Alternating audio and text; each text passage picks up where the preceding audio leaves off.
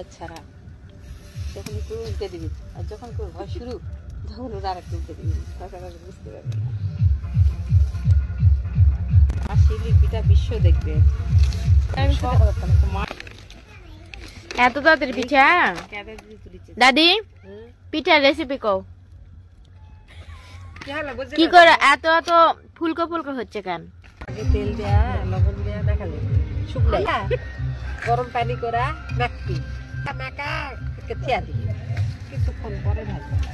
তাহলে এরকম ফুলকো ফুলকো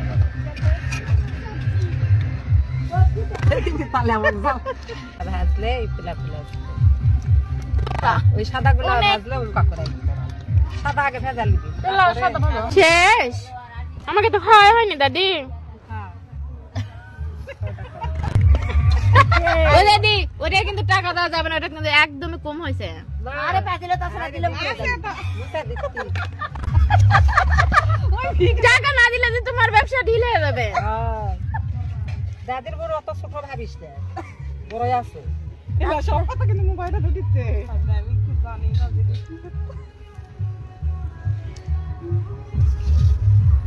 ওরে দাদির হাতে এতই বরকত দেখেন একদম মুছে মুছে দিয়েও কিন্তু ওই যে একটা পিঠা ফুল হয়ে মানে শান্তি না এই যে রান্না শেষে চুলায় এভাবে হাত শেখার মজাই কিন্তু আলাদা যারা গ্রামে থাকবেন শুধু কিন্তু তারাই বুঝতে পারবেন এই ফিলিংসটা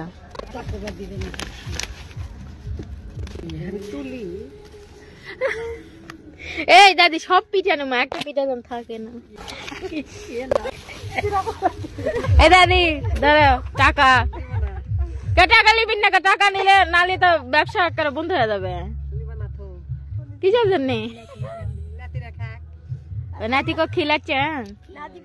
আচ্ছা পিঠা কিন্তু খাওয়াইতে চাইনি আমরা একদম জোর করে রাতে এসে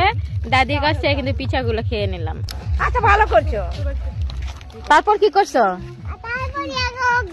ইয়াকুব কোথায় ইয়াকুব ডাক দাও ইয়াকুব তুই আর সব খাইছিস সব চিপ খেয়ে নিছিস পরে গেছে দেখে খাইছিস ওর তো চিপসই আর নাই চিপস সব শেষ এই যে আছে আর চিপস এখন জান্নাত কি খাবে আছে আছে চিপস আছে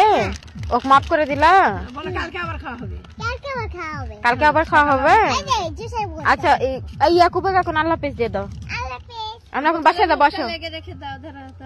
আমরা এখন বাসায় যাবো বসো